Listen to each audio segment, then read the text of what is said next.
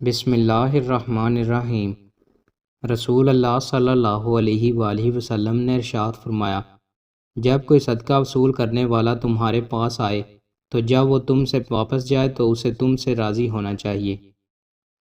رسول اللہ صلی اللہ علیہ وآلہ وسلم نے ارشاد فرمایا، جس شخص کو اندیشہ ہو کہ وہ رات کے آخری حصے میں نہیں اٹھ سکے گا تو وہ رات کے اول حصے میں وتر پڑھ لے، اور جسے رات کے آخری حصے میں جاگنے کی امید ہو تو وہ رات کے آخری حصے میں وتر پڑھے، کیونکہ رات کے آخری حصے میں پڑھی جانے والی نماز کے وقت فرشتے حاضر ہوتے ہیں اور یہ افضل ہے۔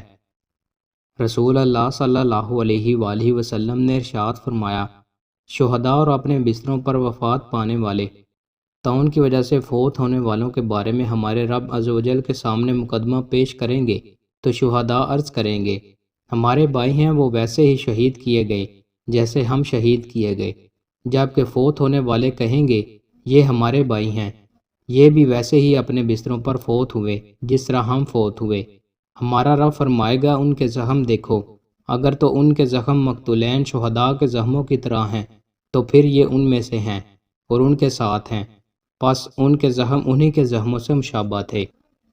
رسول اللہ صلی اللہ علیہ وآلہ وسلم نے ارشاد فرمایا، تم روز قیامت حقداروں کو ان کے حقوق ضرور ادا کرو گے، حتیٰ کہ سینگوں والی بکری سے سینگوں کے بغیر بکری کو بدلہ دلایا جائے گا۔ رسول اللہ صلی اللہ علیہ وآلہ وسلم نے ارشاد فرمایا، 4 چیزیں آپ کو پریشان یا بیمار کرتی ہیں۔ نمبر 1 زیادہ باتیں کرنا، نمبر 2 زیادہ سونا، نمبر 3 زیادہ کھانا، نمبر 4 زیادہ لوگوں سے میل جول۔ دوستوں، مزید اچھی ویڈیوز کے لیے ہمارے چینل کو سبسکرائب لازمی کریں۔ بہت شکریہ۔